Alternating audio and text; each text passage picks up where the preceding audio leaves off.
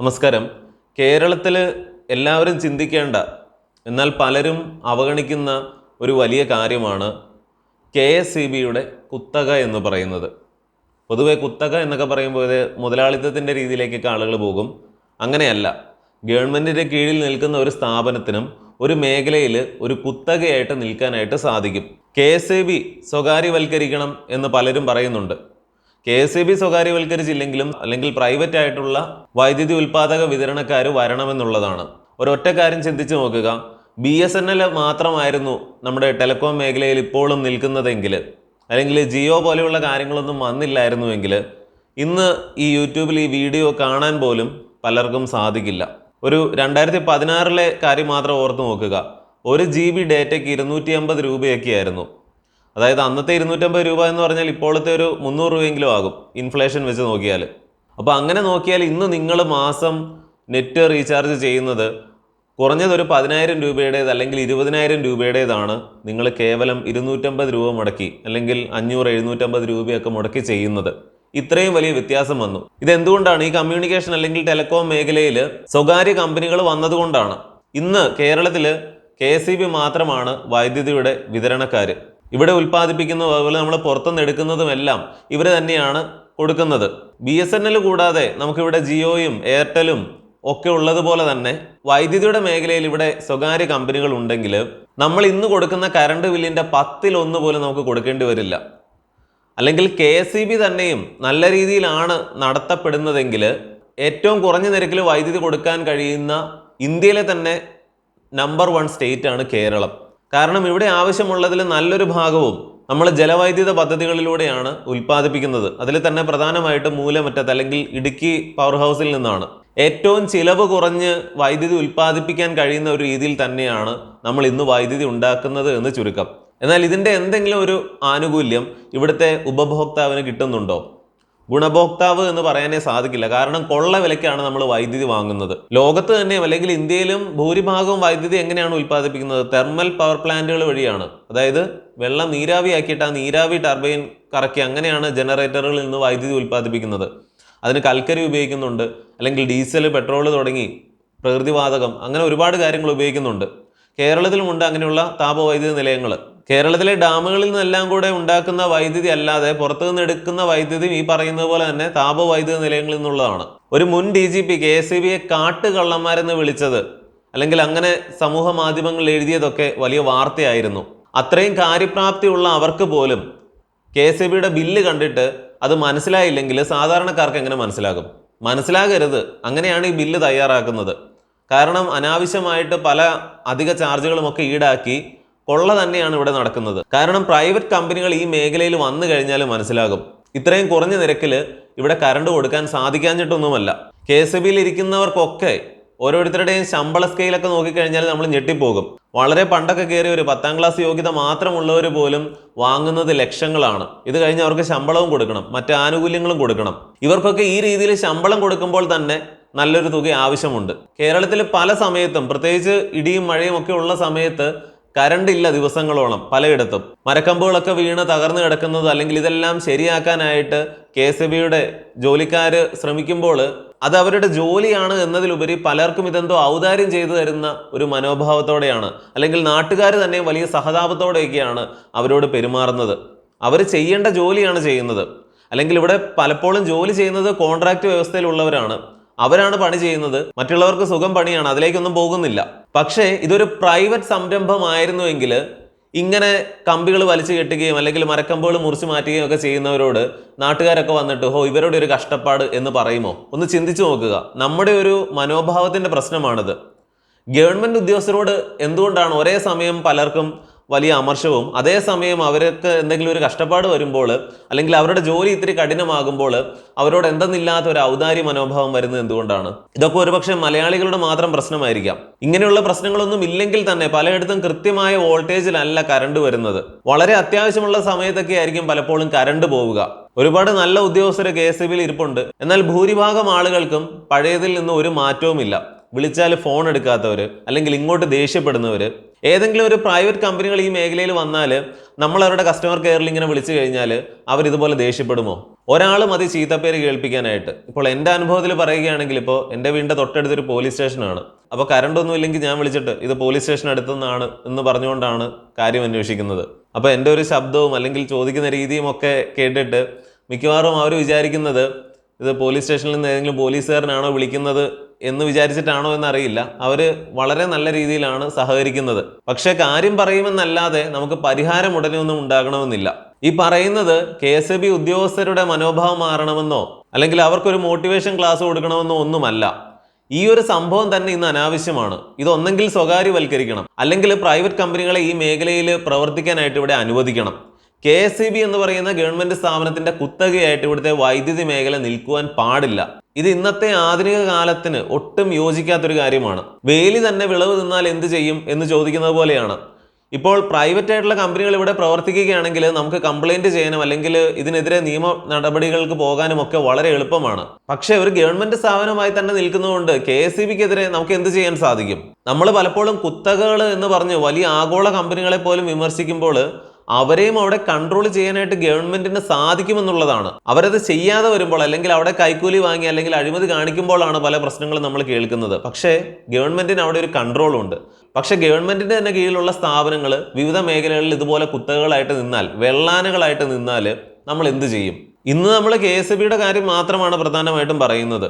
മറ്റ് പൊതുമേഖലാ സ്ഥാപനങ്ങളുടെ കാര്യമൊന്നും മിണ്ടാതിരിക്കുന്നതാണ് ഭേദം. പണ്ട് നിയമസഭയിൽ ഒരു പുതിയ ഡാം നിർമ്മിക്കുന്നതിനെതിരെ ഒരുപാട് പ്രശ്നങ്ങളൊക്കെ വന്നപ്പോൾ ഈ നദിയിൽ നിന്നുള്ള വെള്ളം കൃഷിക്കൊക്കെ ഉപയോഗിക്കുന്നതാണ്, അപ്പോൾ അത് നിന്നു പോകുമെന്ന് പറഞ്ഞപ്പോൾ ഒരു MLA പറഞ്ഞു, ഈ വൈദ്യുതി എടുത്തതിന് ശേഷമുള്ള വെള്ളം കാർഷിക ആവശ്യങ്ങൾക്ക് കനാലുകളിലൂടെ കൊടുക്കാൻ തന്നെയാണ് പോകുന്നത്. അപ്പോൾ ഇതിന് റിപ്ലൈ ആയിട്ടൊരു മന്ത്രി പറഞ്ഞതാണ് നമ്മുടെ നിയമസഭയിൽ, അങ്ങനെ കറണ്ട് എടുത്തതിന് ശേഷമുള്ള വെള്ളമൊന്നും ഞങ്ങൾക്ക് വേണ്ട, വെള്ളം വെള്ളമായിട്ട് തന്നെ വേണമെന്ന്.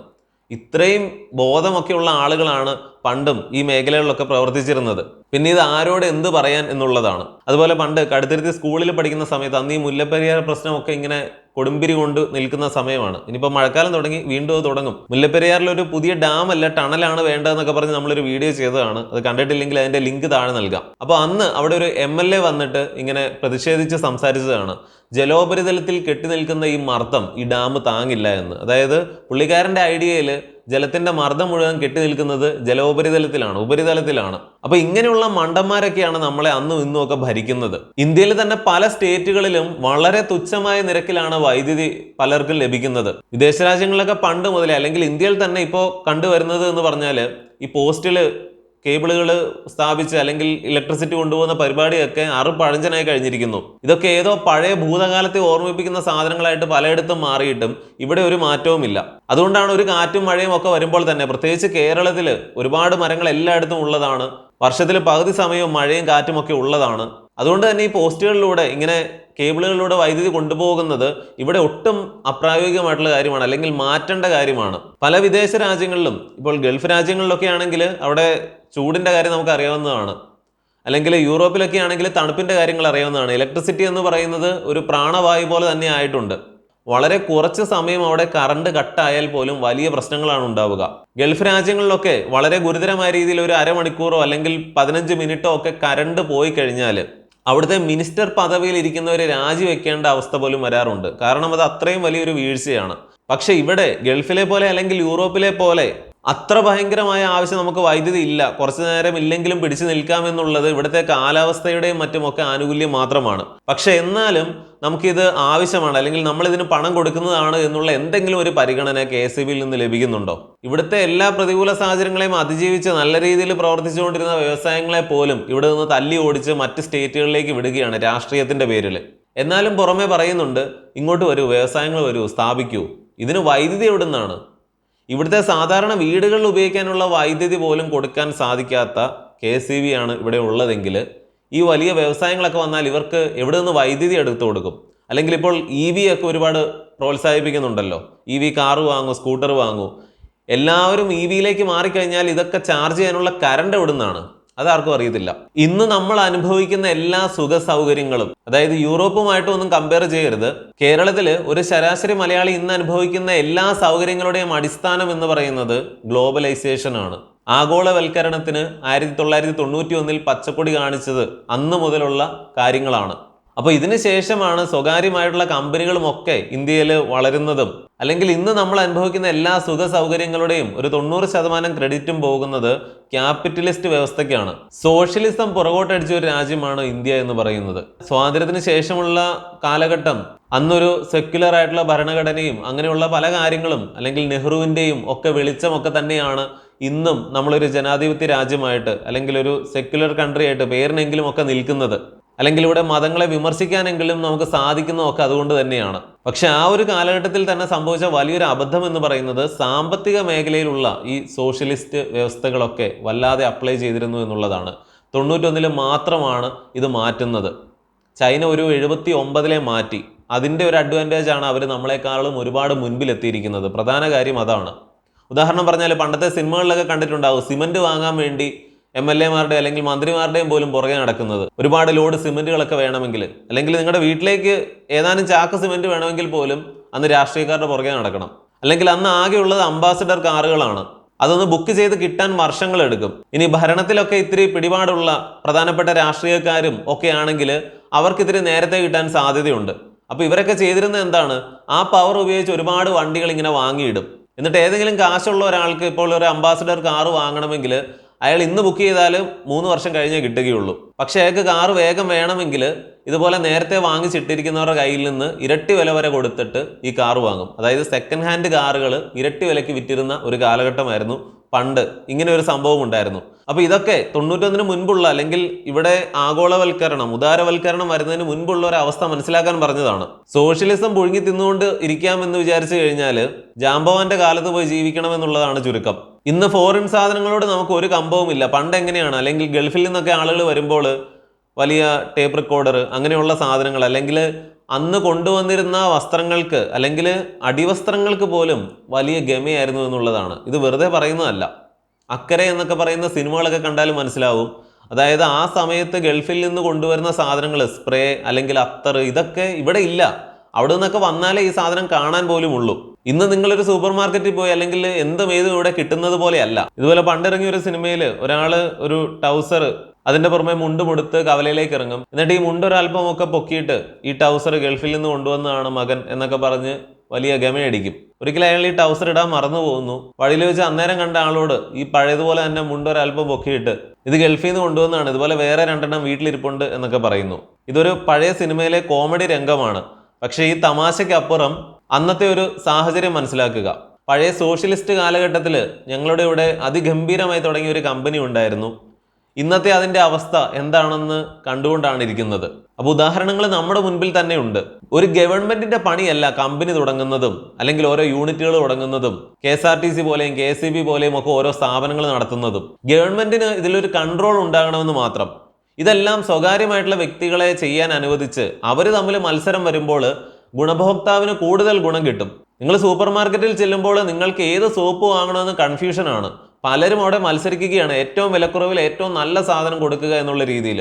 ഇതേ കാര്യമാണ് സംഭവിക്കുന്നത്. എന്നിട്ട് ഇങ്ങനെയുള്ള സ്വകാര്യ കമ്പനികളുടെ ടാക്സ് വാങ്ങി ഗവൺമെന്റ് തന്നെയും അല്ലെങ്കിൽ നാട് തന്നെയും സമ്പന്നമാവുക, ഇവരെ കൺട്രോൾ ചെയ്യുക, നീതി ന്യായമൊക്കെ ഉറപ്പാക്കുക, ഇതാണ് ഗവൺമെന്റിന്റെ പണി. അല്ലാതെ ഈ വെള്ളാനകളായിട്ടുള്ള സ്ഥാപനങ്ങളെയും കമ്പനികളെയും ഒക്കെ ഇപ്പോഴും ഇങ്ങനെ നിർത്തുകയല്ല വേണ്ടത്. ഇതെല്ലാം സ്വകാര്യവൽക്കരിക്കണം, അല്ലെങ്കിൽ വിറ്റ് തുളച്ചാണെങ്കിലും കളയണം. അത്രയും ലാഭമാണ്. കാരണം അനാവശ്യമായിട്ട് ശമ്പളം കൊടുത്തുകൊണ്ടും, പണ്ടൊക്കെ കേരളത്തിൽ ഏതെങ്കിലും ഒരു മന്ത്രിയോ ഒരു MPയോ ഒക്കെ പുതിയതായിട്ട് എന്തെങ്കിലും ഒരു ബോർഡ് അങ്ങ് സ്ഥാപിക്കും. അതിന്റെ കീഴിൽ കുറെ ഉദ്യോഗസ്ഥരുണ്ടാകും. പിന്നെ അത് പിരിച്ചു വിട്ടിട്ടുണ്ടാവില്ല. ഇന്നും കാണും കുറെ അത് ഇത് എന്നൊക്കെ പറഞ്ഞിട്ട് റബ്ബറിന്റെ ഗുരുവിനും മണ്ണാങ്കട്ടയ്ക്കും പോലും അതിന്റെ വരെ പേരിട്ടുകൊണ്ട് ഓരോ ബോർഡുകൾ. ഇതിന്റെ ഒക്കെ കീഴിൽ ശമ്പളം മേടിച്ചിട്ട് സുഖിച്ച് ജീവിക്കാൻ വേണ്ടി മാത്രം കുറെ ഉദ്യോഗസ്ഥരും. കേരളത്തിലെ നികുതിപ്പണം മുഴുവൻ പോകുന്നത് എങ്ങനെയാണ്? ഇവിടെ യഥാർത്ഥത്തിൽ എന്താണ് നടക്കുന്നത്? നമ്മൾ വാങ്ങുന്ന പെട്രോളിൽ നിന്നും ഡീസലിൽ നിന്നും കേന്ദ്ര സർക്കാരും സംസ്ഥാന സർക്കാരും പിഴിയുകയാണ്. അല്ലെങ്കിൽ കേരളത്തിലെ തന്നെ കാര്യം എടുക്കുകയാണെങ്കിൽ മദ്യം, ഇതിനൊക്കെ എത്രയാണ് ടാക്സ് ഏർപ്പെടുത്തുന്നത്? ഒരു സാധാരണക്കാരന്റെ കയ്യിൽ, അവൻ ഇവിടെ സാധാരണ ജോലികൾ ചെയ്താൽ നല്ല രീതിയിൽ ജീവിക്കാം. പക്ഷെ മിക്കവരും മദ്യം ഉപയോഗിക്കുന്നവരാണ്. അവർ ഇത് വാങ്ങുമ്പോൾ തന്നെ അവരുടെ കയ്യിലെ കാശ് തീരുകയാണ്. കാരണം ഇതിന്റെ ഭൂരിഭാഗവും ടാക്സ് ആയിട്ട് പോകുന്നത് കൊണ്ട് നല്ല തുകയാണ് ഇതിന് കൊടുക്കേണ്ടി വരിക. അപ്പോൾ ഇവരോട് മദ്യപിക്കരുതെന്ന് പറഞ്ഞ് ക്ലാസ് എടുത്തിട്ട് കാര്യമില്ല. വളരെ ശാരീരിക അധ്വാനമൊക്കെ ആവശ്യമുള്ള ജോലികളിൽ ഏർപ്പെടുന്നവർക്ക് ഇത് വേണ്ടെന്ന് വെക്കാനായിട്ട് സാധിക്കില്ല.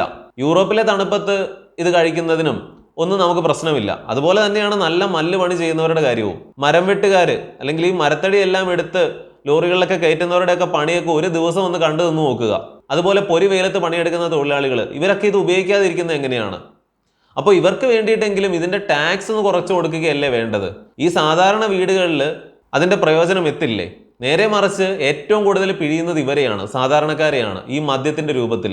എന്നിട്ട് ഇവരെ തന്നെ പറഞ്ഞു പറ്റിച്ചുകൊണ്ട് ഇങ്ങനെ കുറെ ലോട്ടറി നടത്തും. അന്യായമായിട്ടുള്ള വിലയും കൊടുത്ത് നമ്മൾ പെട്രോൾ അടിച്ച് ഈ പാവങ്ങൾ ബൈക്കിലൊന്ന് പോയി കഴിയുമ്പോൾ അവിടെ MVD നിൽക്കുന്നുണ്ടാകും പിഴ ഈടാക്കാനായിട്ട്. കുണ്ടും കുഴിയും നിറഞ്ഞ വഴികളും MVD.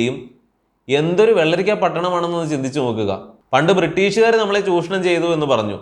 മദ്യത്തിന് ഏർപ്പെടുത്തുന്ന അമിതമായ ടാക്സ്, പെട്രോളിന്റെ ടാക്സ്, ബ്രിട്ടീഷുകാരോട് എന്തെങ്കിലും ഒരു ചായകാച്ചൽ തോന്നുന്നുണ്ടോ? ഒന്നൊന്ന് ചിന്തിച്ചു നോക്കുക. MVD പിഴ ഈടാക്കുന്നത് അങ്ങനെ ചെയ്യരുതെന്നല്ല പറഞ്ഞത്. നല്ല തിരക്കുള്ള റോഡിൽ പിന്നെയും കുത്തിക്കയറ്റി വീണ്ടും ബ്ലോക്ക് ആക്കുന്നവരെയും അല്ലെങ്കിൽ നേരെ ചൊവ്വേ വണ്ടി ഓടിക്കാത്തവരെയും ഒക്കെ പിടിക്കാനുള്ള ഒരു സംവിധാനം ഏർപ്പെടുത്തിയിട്ട് അവരെയൊക്കെയാണ് പിടിക്കേണ്ടത്. അവർക്കൊക്കെ നല്ല ഫൈൻ ഇട്ട് കൊടുക്കുക.